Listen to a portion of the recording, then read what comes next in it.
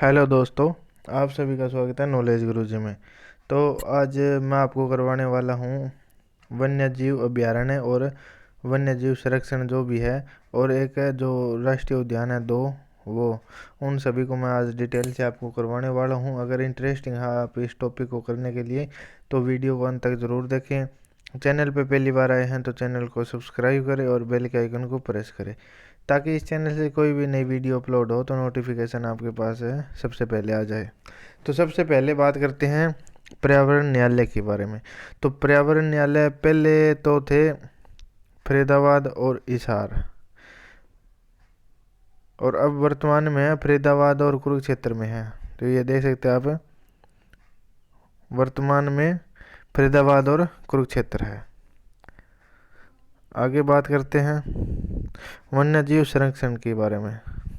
तो हरियाणा में प्राकृतिक वनों की कमी है, परंतु जलवायु विविधता के कारण ये वन्य जीव और विशेष रूप से स्थानीय एवं प्रवासी पक्षियों की प्रजाति हेतु प्राकृतिक आवास के रूप में उपयुक्त है।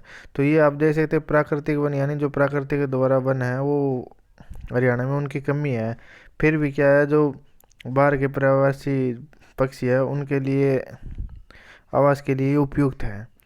तो भारत में पाए जाने वाले पक्षियों की लगभग 1250 प्रजाति है, जिनमें से लगभग 500 प्रजाति हरियाणा में पाई जाती है। तो ये देख सकते हैं टोटल विश्व में भारत में पाई जाती है 1250, और वो लगभग जो है उसमें से 500 ऐसी प्रजाति है जो केवल हरियाणा में पाई जाती है। तो वन्य जीव को उनके प्राकृतिक आवास में स्थानीय संरक्षण हेतु राज्य में दो राष्ट्रीय देख सकते हैं आप नेशनल पार्क और 8 वन्य जीव अभयारण्य और 2 संरक्षण रिजर्व की स्थापना की गई है। तो ये पॉइंट आपसे पूछा जा सकता है इसमें से। अगर देखो भी हरियाणा में राष्ट्रीय उद्यान कितने हैं, तो राष्ट्रीय उद्यान आपके 2, और वन्य जीव अभयारण्य की टोटल संख्या कितनी है 8, और संरक्षण रिजर्व की बात करें तो उनके वो है 2। तो ये आप देख सकते हैं प्राकृतिक आवासों में संरक्षण, प्राकृतिक आवासों के बाहर संरक्षण। तो प्राकृतिक आवासों में संरक्षण के अंतर्गत जीव मंडल, रिजर्व, राष्ट्रीय उद्यान, पक्षी विहार, अभ्यारण्य आदि को शामिल किया गया है। तो ये आप देख सकते हैं जो आवास के संरक्षण है, और उसके बाहर की बात करें तो उसके बाहर संरक्षण है घाट, चिड़ियाघर, वृक्षोद्यान, जननिक संसाधन केंद्र, कल्चर कनेक्शन, हैचरी आदि को शामिल किया गया। जो प्राकृतिक आवासों में संरक्षण है उनको में अंदर तो आपके राष्ट्रीय उद्यान और जो भी है पक्षी विहार, अभ्यारण्य उनको शामिल किया गया है। और जो बाहर की बात करें प्राकृतिक आवासों से बाहर, तो उनके क्या चिड़ियाघर हो गया, आपका कल्चर कनेक्शन, हैचरी फार्म हो गया, उनको रखा गया है। तो अभी शुरुआत करते हैं हरियाणा के वन्य जीव अभ्यारण्य के बारे में, मैं आपको बताने वाला हूँ। तो इसमें पहला ही नाम है खोल ही रहतान वन्य जीव अभ्यारण्य। तो ये देख सकते हैं आप खोल ही रहतान, ये आपका रहने वाला है पंचकुला में, जो शिवालिक की पहाड़ियाँ हैं उसमें स्थित है। ये शिवालिक की पहाड़ियों में और पंचकुला में ये स्थित है। और इसकी स्थापना की अगर बात करें तो वो हुई थी 10 दिसंबर 2004 को। 10 दिसंबर 2004 को खोल ही रहतान जो पंचकुला में राष्ट्रीय उद्यान है, राष्ट्रीय उद्यान नहीं, हाँ, खोल ही रहतान जो वन्य जीव अभयारण्य है उसकी स्थापना की गई थी 10 दिसंबर 2004 को। और इसमें जो जानवर पाए जाते हैं वो धब्बेदार हिरण, चीतल, जंगली बिल्ली और भारतीय लोमड़ी और जंगली बंदर, सियार आदि पाए जाते हैं। भिंडावास की अगर बात करें, एक तो ये भिंडावास है और एक ये खप्परवास है। तो इनके पीछे वास है, तो वास से आप याद करो कि ये जो 2 है ये झज्जर में मिलेंगे आपको। वास, भिंडावास और खप्परवास, ये दोनों अगर वास से के हिसाब से आप याद करो तो आपको झज्जर में मिलेंगे ये। और इसमें जो पक्षियों की लगभग क्या है 250 प्रजाति इस अकेले में पाई जाती है। और इसको एक सुंदर झील के लिए भी इसको जाना जाता है, भिंडावास को भी। तो ये प्रश्न आ सकता है कि सुंदर झील के कारण किसको जो अभ्यारण्य है उसको क्या किस नाम से जानते हैं, तो भिंडावास वन्य जीव अभयारण्य के नाम से जानते हैं। इसमें आपको देखने को मिलेंगे पक्षी हंस, बतख, लाल बुलबुल, किंगफिशर आदि के लिए प्रसिद्ध हैं। और सरकार ने 3 जून 2009 को पक्षी अभयारण्य के रूप में स्थापित किया। 3 जून 2009 को। कलेसर की बात करें तो ये इसमें एक पॉइंट थोड़ा सा गड़बड़ में है। ये कलेसर रहेगा आपका यमुनानगर में। तो साल के पेड़ों के लिए इसको जाना जाता है। तो अगर ये पूछे कि साल के पेड़ों की अधिकता किस ज़िले में है या कौन से वन्य जीव अभयारण्य में है, तो आप ज़िले की बात करें तो आप बता सकते हैं कि यमुनानगर में है। और अभयारण्य की बात करें तो आप बता सकते हैं कि कलेसर वन्य जीव अभयारण्य में साल के पेड़ की अधिकता है।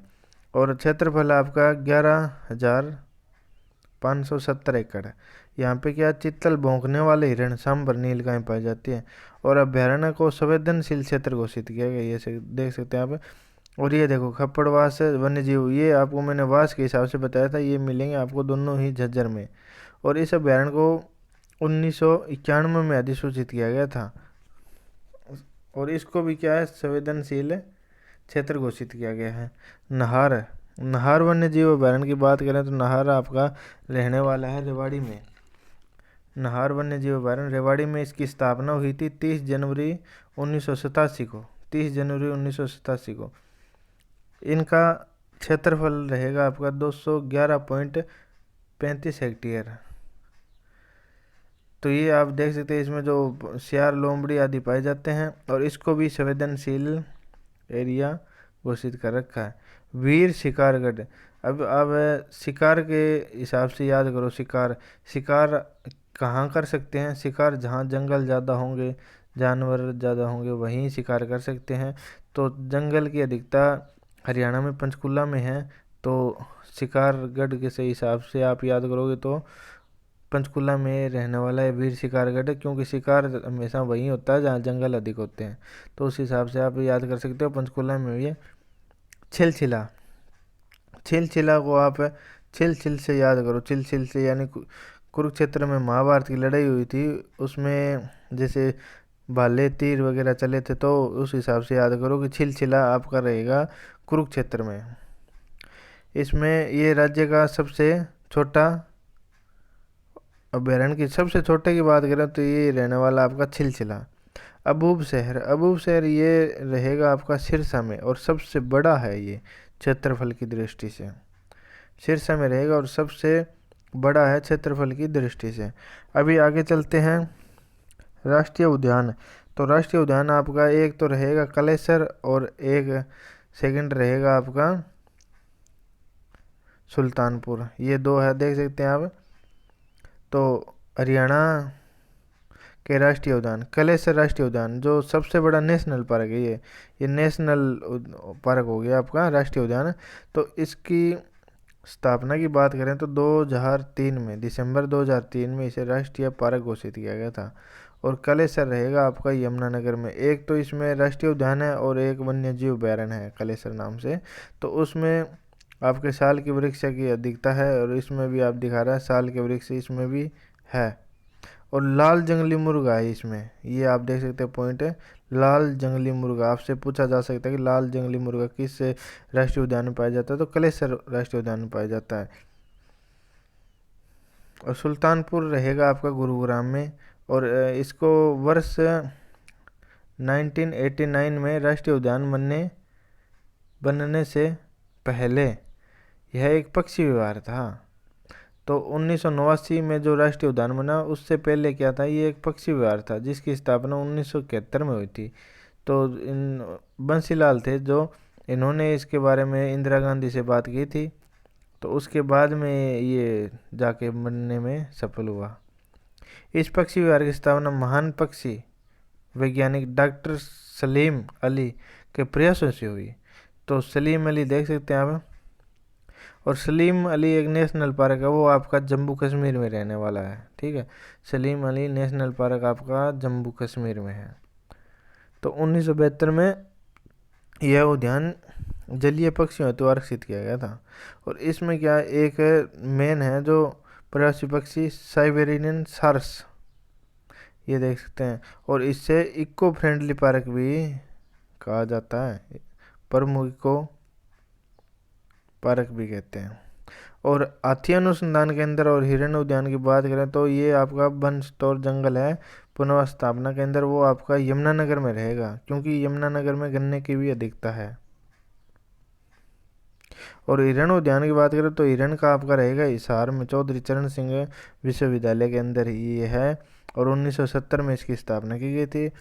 और संरक्षण रिजर्व की बात करें तो सरस्वती एक सेकंड है वीरावारा, तो सरस्वती आपका रहेगा कैथल में और वीरावारा रहेगा आपका जींद में, तो ये देख सकते हैं।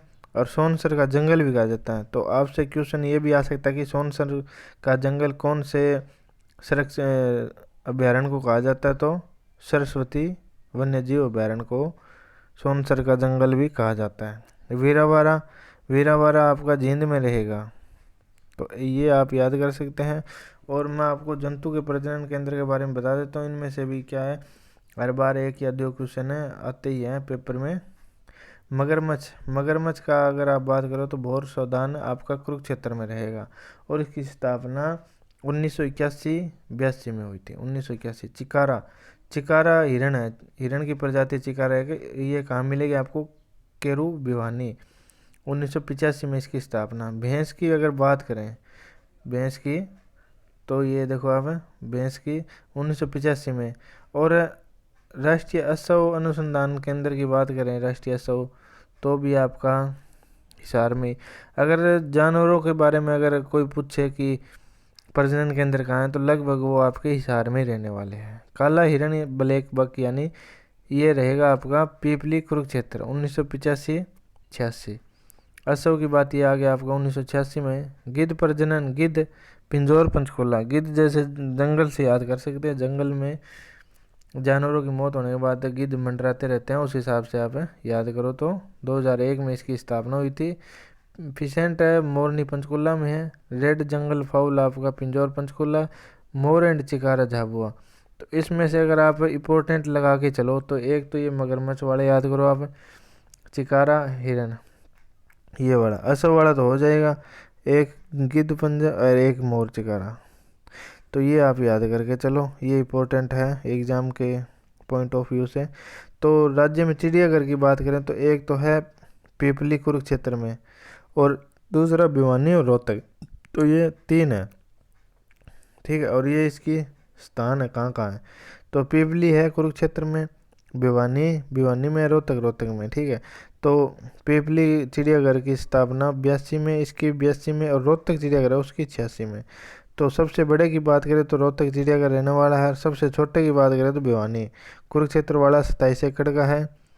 तो ये आप देख सकते हैं, ये जो हरियाणा राज्य में जो है वन्य जीव संरक्षण अभ्यारण्य और रिजर्व पार्क है वो, उनके बारे में मैंने आज आपको कराया है। तो अगर वीडियो आपको पसंद आई तो लाइक करें और चैनल को सब्सक्राइब करें। धन्यवाद।